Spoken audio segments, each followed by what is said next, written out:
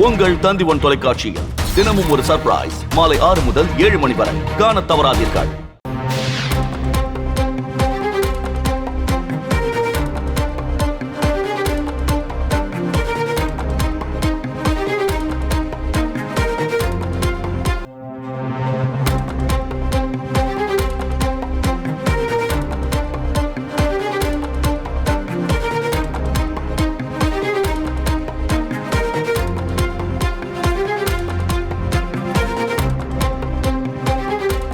அண்மை செய்தி.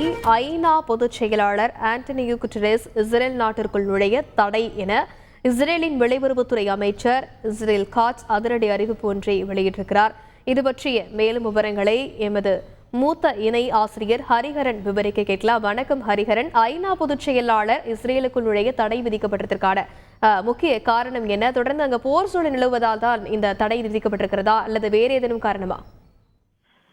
இஸ்ரேலுக்கும் ஐநாவுக்குமான உறவு அப்படிங்கிறது பல தசாப்தங்களாகவே ஒரு சிக்கலான உறவு என்ற அளவுல தான் சொல்லிட முடியும். ஒரு 7ஆம் பொருத்தமான உறவு அப்படின்னே சொல்லிட முடியும்.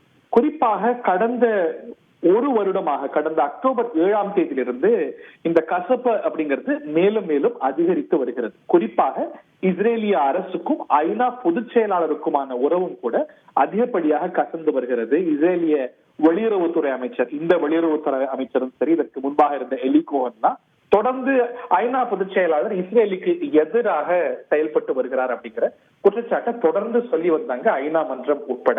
இந்த நிலையில இன்று ஒரு படி மேலே போய் ஐநா பொதுச் செயலாளரை பெர்சனா நான் கிரேட்டா, அதாவது எங்களுக்கு வேண்டாதவர் என்று அறிவித்திருக்கிறாங்க. அதனது பொருள் இஸ்ரேலுக்குள்ள அவர் வர முடியாது. இந்த ராஜாங்க உறவுல, டிப்ளமேட்டிக் ரிலேஷன்ஸ்ல இந்த பெர்சனா நான் கிரேட்டா என்று தூதர்களை அறிவிக்கக்கூடிய முறை அப்படிங்கிறது வழமையா இருக்கக்கூடிய ஒரு விஷயம் தான். ஒரு நாட்டுடைய தூதர் ஒரு நாட்டுல இருக்கிறார் அப்படின்னா அவர் அந்த நாட்டுக்கு எதிரான செயல்களை ஈடுபட்டார் அப்படின்னு தெரியும் போது அந்த ஹோஸ்ட் கண்ட்ரி என்ன செய்யும் அப்படின்னா அவரை பெர்சனா நான் கிரேட்டா என்று அறிவித்து உடனடியா நாட்டை விட்டு வெளியேறுங்கள் அப்படின்னு அந்த ஒரு ராஜதந்திரியை வெளியேற்றிவிடும். இந்த முறை நாடுகளுக்கு இடையான உறவுல நம்ம அடிக்கடி பார்த்த ஒரு விஷயம். இன்னும் சொல்ல போனா இந்திய பாகிஸ்தான் உறவுல பார்த்திருக்கோம், ஏன் இந்திய இஸ்ரேல் உறவுல கூட பார்த்திருக்கோம். முன்பு இந்திரா காந்தி காலத்துல இந்திய இஸ்ரேல் உறவு ரொம்ப கசப்பா இருந்த சூழல்ல இஸ்ரேலுடைய துணை தூதரை பெர்சனா நான் கிரேட்டா என்று அவர் சொன்ன கருத்துக்காக இந்திரா காந்தி அரசெல்லாம் வெளியேற்றியதெல்லாம் நம்ம பார்த்தோம்.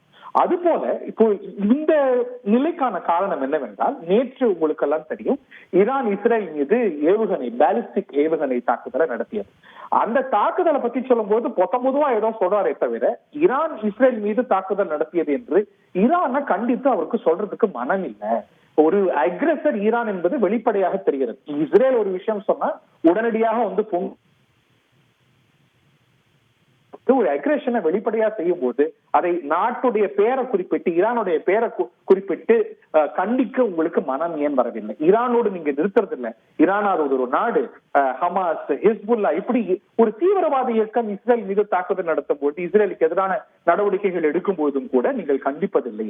நீங்கள் ஒருதலை பட்சமானவர், இஸ்ரேலுக்கு எதிரானவர் என்று நான் உங்களை பெர்சனா நான் கிரேட்டா என்று அறிவித்து விடுகின்றோம். உங்களுக்கும் எங்களுக்கும் உறவு இல்லை அப்படின்னு ஒரு ஐநா பொதுச் செயலாளரை ஒரு பெர்சனா நான் கிரேட்டாவாக, பெர்சனா நான் கிரேட்டா என்றால் தமிழ்ல வேண்டாதவர், எங்களுக்கு ஆகாதவர் அப்படின்னு பொருள், அப்படின்னு அறிவித்து இஸ்ரேல் ஒரு அதிரடியான நடவடிக்கையை எடுத்திருக்கிறது. இஸ்ரேலுடைய வெளியுறவுத்துறை அமைச்சர் அறிவித்திருக்கிறார். பொதுவாகவே இஸ்ரேல் எண்ணம் என்னவென்றால், ஐநாவுடைய முக்கிய அமைப்புகள், அது வந்து ஹியூமன் ரைட்ஸ் கவுன்சில் ஆகட்டும் இல்ல மற்ற அமைப்புகள் ஆகட்டும், இவையெல்லாம் குறிப்பாக ஜெனரல் கவுன்சில்ல இஸ்ரேலுக்கு எதிரான நாடுகள் தான் அதிகமா இருக்கின்றன. அதனால எங்களுக்கு ஐநாவே எதிரான ஒரு அமைப்பு அப்படிங்கிற ஒரு எண்ணம் உண்டு. இன்னும் சொல்ல போனா ஐநாவுல இஸ்ரேல வந்து கரையேற்றி கொண்டிருப்பது அமெரிக்கா செக்யூரிட்டி கவுன்சில்ல கொண்டிருக்கக்கூடிய வீட்டோ மட்டும்தான். இல்லை என்றால் இஸ்ரேலுக்கு பெரும் சிக்கல் தான். ஐநா மன்றத்துல இஸ்ரேலுக்கு பாதுகாப்பாக இருப்பதே அமெரிக்காவுடைய வீட்டோ தான். இந்த நிலையில பொதுச் செயலாளர் கடுமையான கருத்துக்களை சொல்லக்கூடிய தொடர்ந்து வந்து சொல்லியிருக்கிற நிலையில நேற்று ஐநா பொதுச் செயலாளர் ஈரானுடைய தாக்குதலை பேர் குறிப்பிட்டு கண்டிக்கலைன்னு சொல்லி இதை ஒரு சாக்கா காரணமா வைத்துக் கொண்டு ஐநா பொதுச் செயலாளருடனான உறவை துண்டித்திருக்கிறது இஸ்ரேல். இதுதான் பரபரப்பு செய்தி. விரிவான விவரங்களுக்கு நன்றி ஹரிஹரன். உங்கள் தந்தி1 தொலைக்காட்சியில் தினமும் ஒரு சர்ப்ரைஸ் மாலை 6 முதல் 7 மணி வரை காணத் தவறாதீர்கள்.